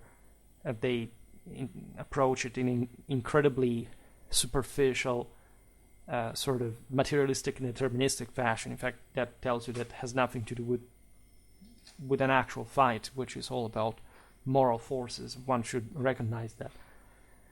But I will surely make a video on this. I plan to create a little series, that is to say Schwerpunkt's Black Book, that is to say all the stuff that I listen, but I don't, that I would like to criticize, but I don't want to sound more grumpy than I actually am already now. But there is a lot of misinformation out there. There is a lot of, let's say, mimicking of what you would like to be in terms of military historical knowledge that unfortunately is something a bit more complicated just to obtain and to wield at the same time. Over time, jousting increasingly distanced itself from its martial origins. It was unavoidable, right? It's not like there wasn't an actual military training that was substituting such practices. There was, right? Jousting remained, however, because the elite remains the elite. Actually, again, after the late medieval crisis until the bourgeois revolutions of the 18th and 19th century, this is a way more elite system than before. All right, this is really the moment in which actually the individual loses ever more liberty. And in fact, when you look at the Renaissance, you realize that pike and shot troops were not a rebellion to the elite. They were simply armies created by the elite. All right. As you understand, this elite meaning encompasses the same quantitative dimension, so much so that, yes, at some point, with especially pike and shot warfare proper, the same cavalry shrinks dramatically. Only at that point, right? Not before the mid-15th century. Actually, there had been a refeudalization, a re-expansion of cavalry after the Black Death crisis compared to infantry. So you understand that the elite is ever more elite, and so they want to replicate those rituals, those ceremonials, those practices that make them elite. Jousting was important because, we said it before, regardless of the actuality of combat compared to the real military one, there was an immense moral and physical training demand coming from it, right? And the nobility would train also at the new kind of warfare, say the new kind of fencing, etc., that at large was also similar to the one that existed before, and didn't really disappear overnight. Anyway, by the late 15th century, this shift was evident not only in the type of weapons used, but also in the emergence of specialized and distinctive armor that developed during the 15th and 16th centuries. These armors were quite heavy, weighing up to 50 kilos. That is twice the weight of regular battle armor. Limited only by the endurance of the horse, by the way, because here it's all a very complex system compromising different aspects, I would say protection, mobility, and literal sustainability. And you don't fight with 50 kilos on, right? They didn't go at war like that, or at least they went at war with armor that was designed in a bit different way from the ones of tournament. And yes, the elite had sometimes extremely heavy armor. Think about the Maximilian. We'll talk about that later. I also made a video about the Milanese armor you can check out. Now, around the same time, speaking of Italy, by the way, an innovation stemmed from the peninsula, further highlighting the sport's nature by this era. Like a straight barrier was introduced on the field to separate contestants. This apparently happened in the 14th. It had already existed by some degree, but it stemmed mostly from Italy. This, of course, was facilitating the task of knights because it prevented collisions between the horses, which was also another issue. Because horses cost a freaking lot. They're incredibly resilient animals, but if you cripple them, you have to throw away the horse, right? So the horse just per se is such an enormous expense. It's insane. Like a war horse in the Middle Ages is like having a private jet, right? in comparison, and that tells you the truly elite nature of feudal warfare and tournaments as well. Also, with this barrier, you could control the direction of the charge, which in turn influenced the lance's impact angle on the opponent. It made it easier in many ways. It made it more functional and more straightforward at the same time. So that frontal clash that it almost was sort of emphasized by this measures. Following, by the way, what was still a safety enhancement, armors became even more specialized, featuring asymmetrical designs. Exactly because they had to receive the blow just essentially coming from one direction, and the other could be and would be different. For example, a support for the long jousting lengths, the rest, right, that literally appears in military history as well in the moment in which the lance was held by just one arm. These lances could be as long as 5 meters, right? And they were massive, if anything. So they become ever more difficult to handle. You know, the longer the lance, it's sort of more the training you must have. But historically, like such long lances, also for cavalry, had been slender, relatively slender as compared to these ones. All right, and now, in order, in fact, to hold such massive pole, you had to mount it on the right side of the breastplate. This armor was augmented with plates known as grand guards on the left side of the body, the one that was more vulnerable, or at least now the greatest receptacle of strikes, while the right side received lighter protection. Because you had to be lighter, hopefully. You couldn't just overload yourself in this weight. It didn't make any sense. It was all calibrated on the basis of experience, empirically, how to reach sort of best compromise here. The legs remained entirely exposed, as they were shielded by a guard attached to the horse's harness, and as we've seen in part, they wouldn't be targeted at that point. The knight's mobility was restricted to essential movements within this complex steel armor.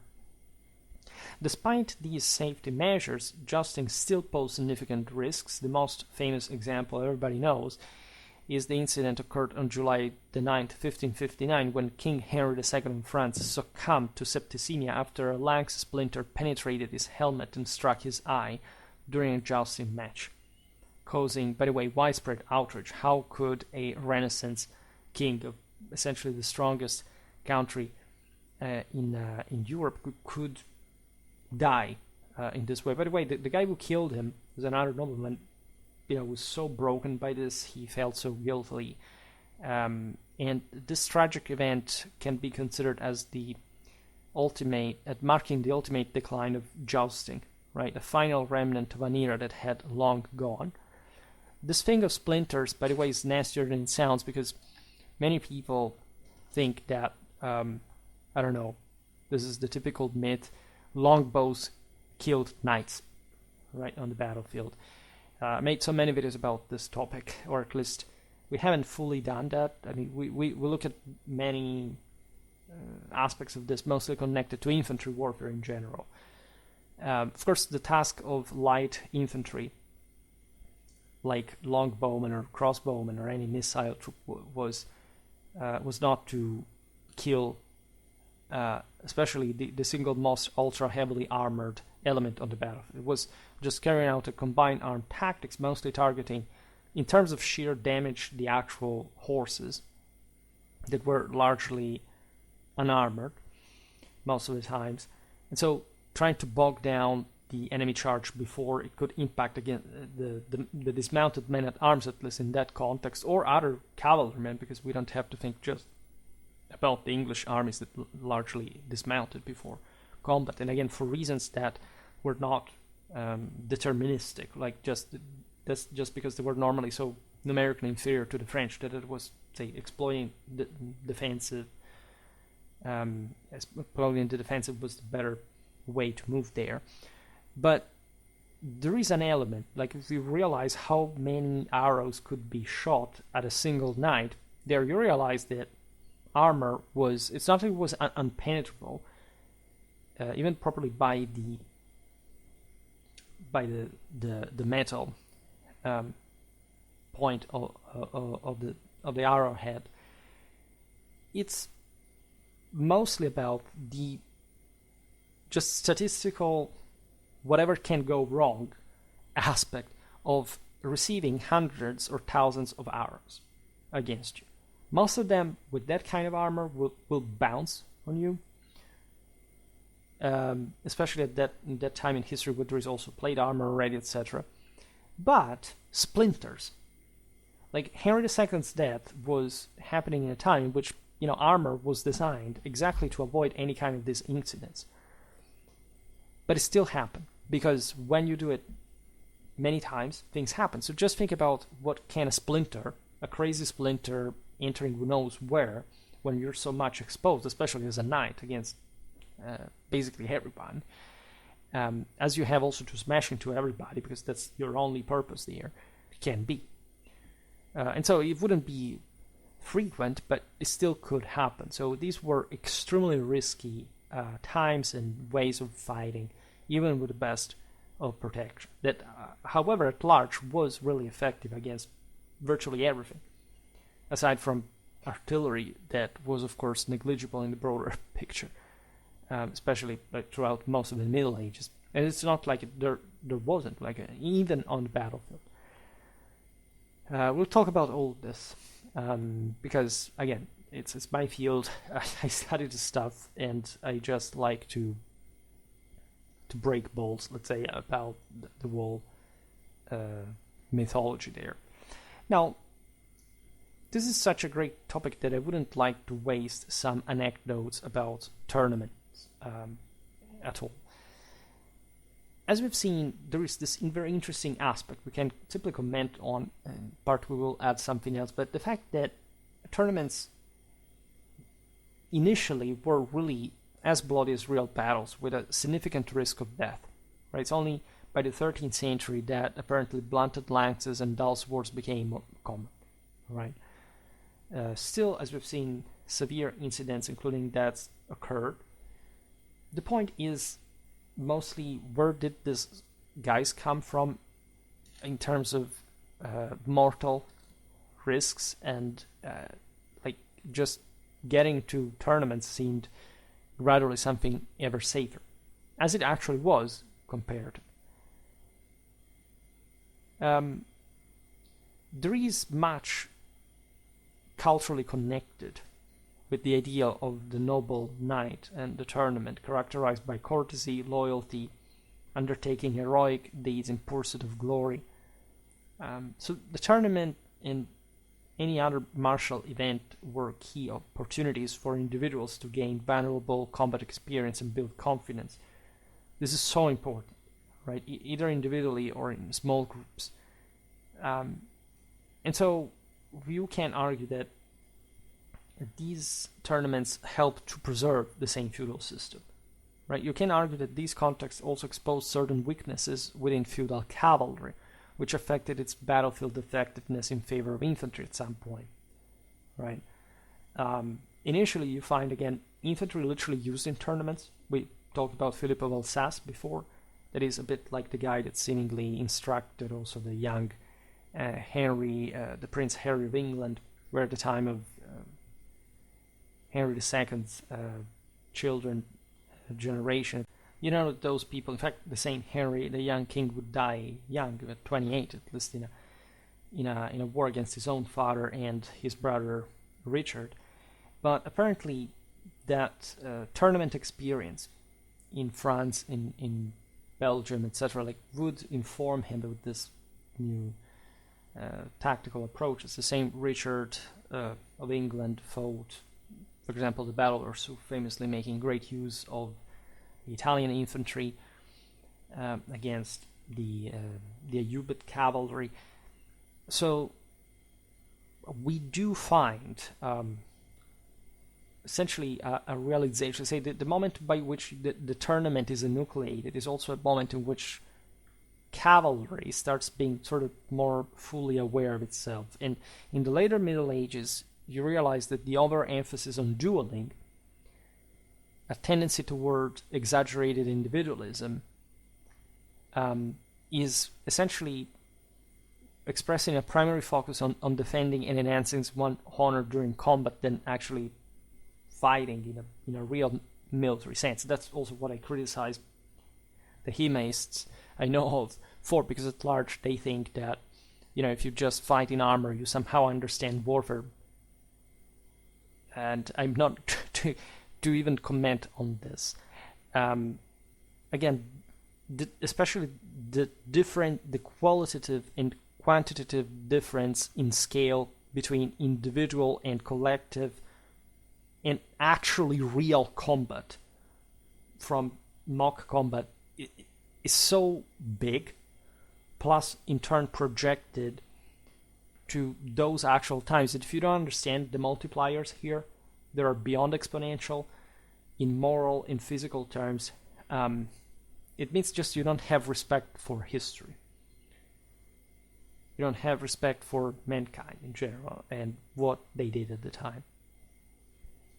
So there are these interesting aspects, and indeed the tournament we presented at the beginning was essentially part of was a consequence of the restrictions imposed by the church, but also the monarchies, on the more brutal aspects of combat in general, including the, say, prehistorical tournaments, or at least the ones that were not yet fully regulated. So shifting the focus also to a sporting and chivalric aspect of this engagement rather than actual bloodshed that did occur in the fact that the same military, same warfare, because that's what tournaments really were, giving yourself an appointment to fight in a place. It's just like armies still did it at large, like in the 13th century when you have these enormous hosts that will not be topped even by the later medieval ones. You realize that even to even be able to fight with someone, to get it over with, which may be, however, regardless of the risk, the best way to go, because otherwise armies are so big and unwieldy that you can't simply even try to take your adversary by surprise, will necessarily bring to things like, okay, let's find a battlefield, a beautiful, almost, in fact, tournament-like, pretty narrow, especially in the 13th century, pretty narrow, long field, flatland, right, where the in-depth battle lines could engage one another. That's really the most important. Now, there are also other tricks, including flank attacks, etc. And tournaments, in fact, were experimenting those. We've seen it also before mentioned Philip of Alsace. Flank attacks are a topic that really interests me a lot. And I've even written and talked about them. So we have seen something in the Battle of Tagliacozzo. I wrote myself a thesis about the Battle of Markfeld. So together with Benevent, these are the major engagements of the 13th century. You see them, the centuries opened by Muret, by Bouvines. You have lots of, there is Lincoln Fair. There are lots of battles in the West that are really showing you the importance of order, of conventional warfare, so to say, and also more, say trickier, more stratagems, ruse is something that at the time we don't understand too well whether it was actually criticized or condemned, but say aside from the more official sources, seemingly knights themselves were kind of okay with that, right? We'll talk about that at some other point. But the tournament was a testing ground for these kind of tactics. Iconographically speaking, we talked about German cavalry before. We will do it again now.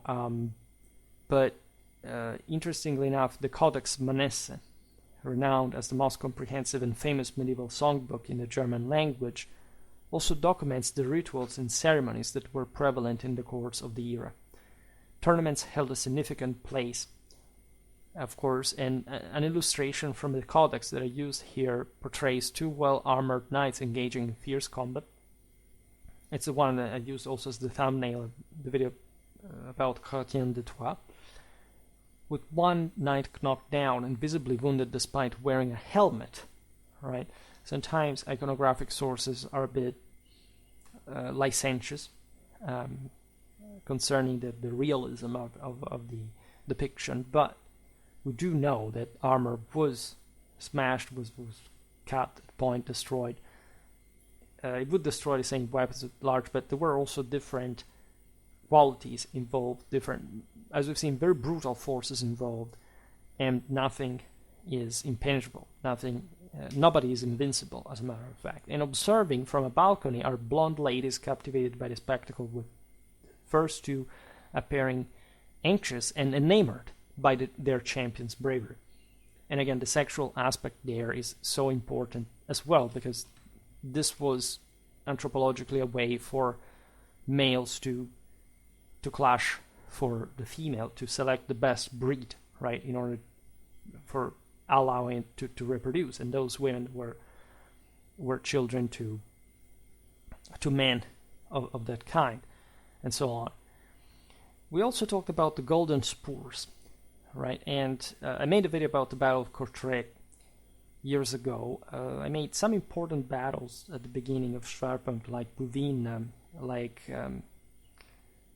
in fact the same Courtrai. We talked about the Battle of Stirling Bridge, the Battle of Atten. I lost only 2 videos in Schwerpunkt. One was a very early one about the Battle of Manzikert. I will remake it. Courtrai is such an important, it's the most important infantry victory in medieval history. Debatably, at least it's for sure the one that had the greatest resonance at large, and sort of opened an era. So that it's literally the first battle of the string of early 14th century ones, witnessing infantry only winning over cavalry, which was unheard of for at least a century and a half, right? There you have the bourgeois militias of Ghent in Flanders, of course, dealing a crushing defeat to elite French nobility. And the infantry's astonishing victory marked a turning point in warfare that would soon be mirrored on various battlefields, for different reasons that also had a few to do with the specific political and social balance that produced the Flemish victory. That was basically also the only one. There is Montpellier, there is a so-so, and then after that the Flemish get defeated throughout the entire 14th and 15th century by the way, cavalry-based armies until the Battle of Guinegate.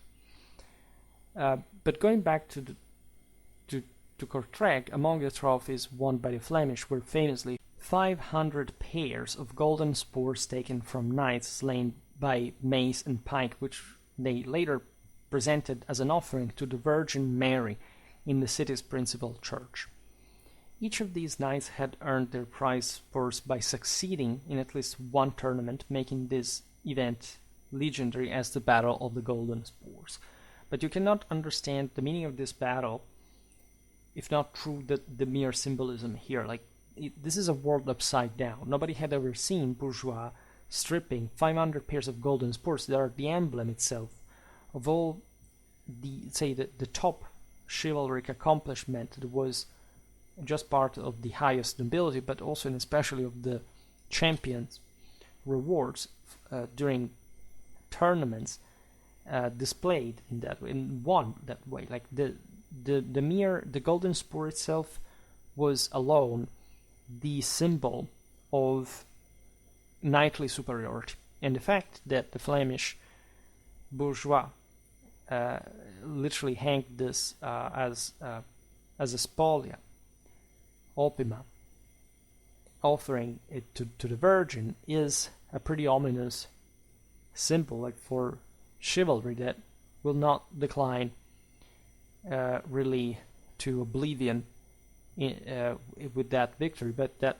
will surely receive a very heavy moral blow, right? And just a century and a half later, finally, its primacy on the battlefields would start at least to be gradually eroded. It will be essentially over in a couple of generations, but it also would never disappear in its as an arm, as a relevant one. Of course, it will also come back prepotently on the battlefields, especially starting from the second half of the 17th century. Strict regulations govern tournaments, including the types of weapons used. Here I used as illustrations something from René d'Anjou's Livre de Tournois, dating back to the 15th century, showing, among the various things, two knights challenging one another with swords. From the later Middle Ages, we really start having a lot more of evidence, also iconographically, archaeologically.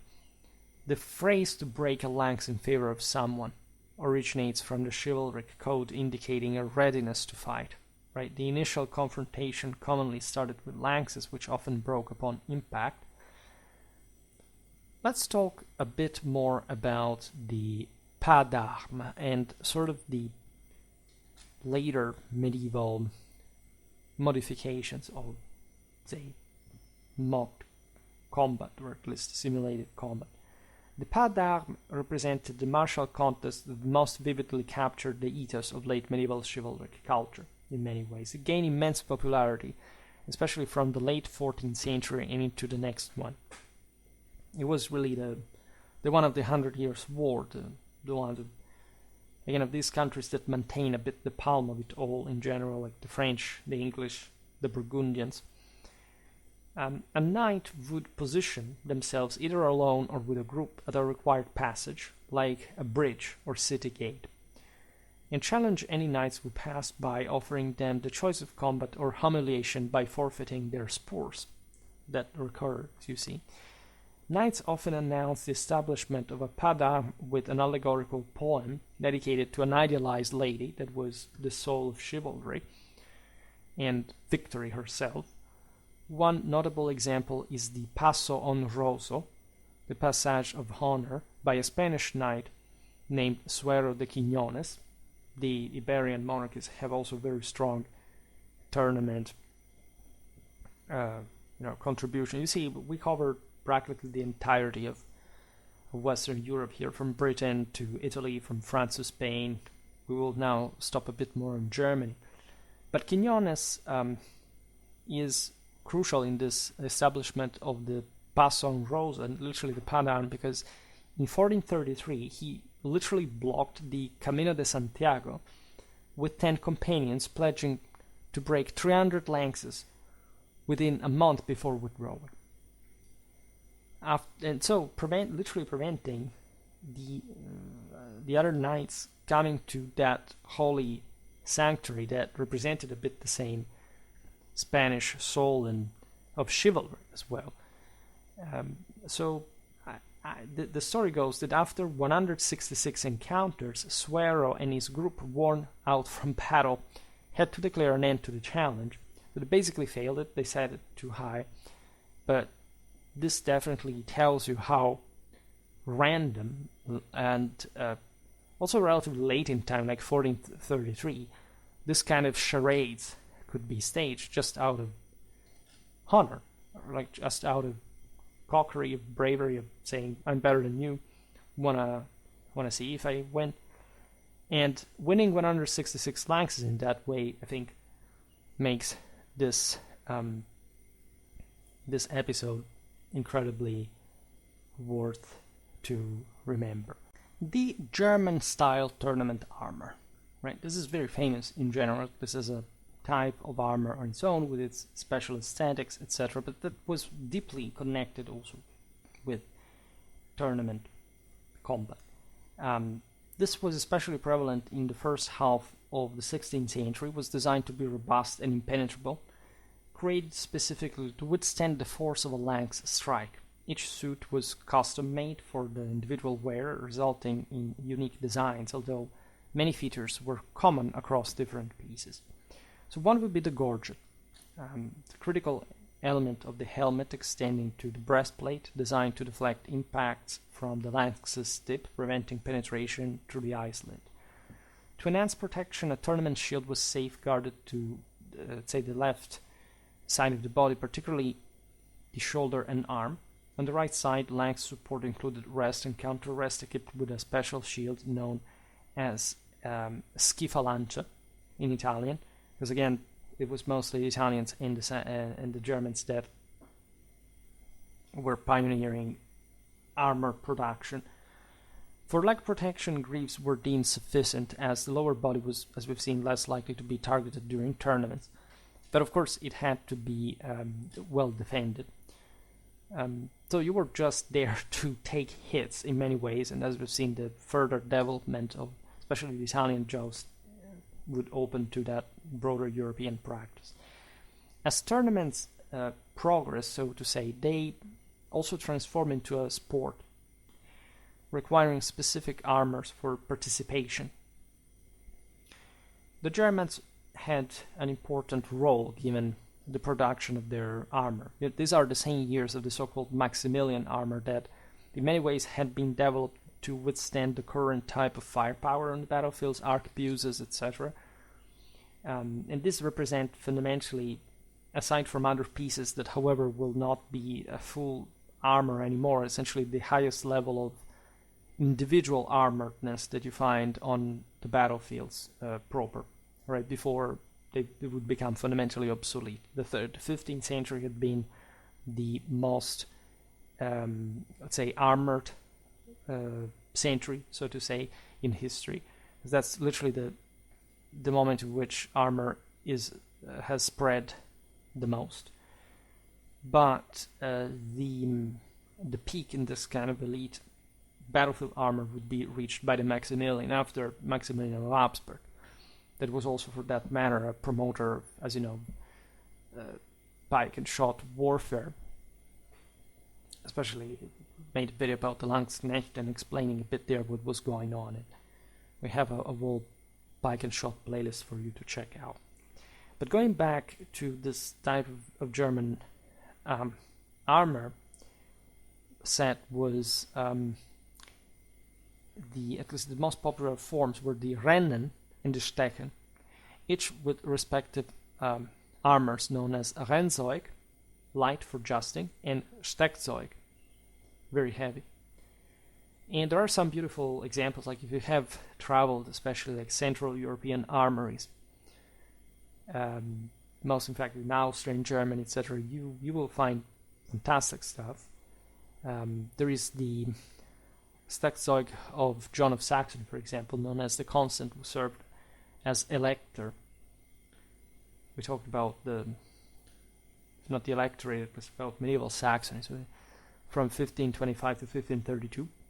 Crucial years, by the way. 1525 was a year of essentially the German peasants' revolt. It had started the previous year, but it really exploded there. We've seen also in Saxony there were issues. I made a couple of videos on that. And John's armor was so rigid that it severely limited the knight's own ability to move, akin to being trapped in an iron cage. And this tells you also how there wasn't literally, especially with the increase of firepower, any further way to continue investing on armor strengthening, because at that point you would have just been buried in metal, and there would have been literally no purpose in continuing to go on like that. Also, I mean, there would have been further enhancements possible, but they would have been so costly in so many ways that, just buy more arquebuses, rather spend more money to train pikemen or just to pay them, because, as you know, the Landsknechten were quite unruly and they often mutinied. So there is such a wide world behind this today. Just a random video about tournaments, and again, I made recently some other content, but it's really important to observe it in its role. There's always a chance for this kind of improvement. Here, the first video I ever made about tournaments, I think, was, because some I re-uploaded. One is Honor, Glory, and Passion, the tournament in Chrétien de Troyes-Cligé. That is interesting because it's a direct, say, analysis of Cligé's passages, select passages about the overall like way this tournament would occur. This other one I re-uploaded the year before last, the Heart of the Medieval Tournament.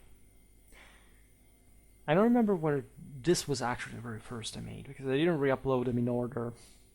I don't care about that, and yeah, they're older. But recently, because I prepared this video about medieval tournament actually in December. In December, also just the randomness of the cycle, it always happens. Now there are some topics that come up quite so close to one another.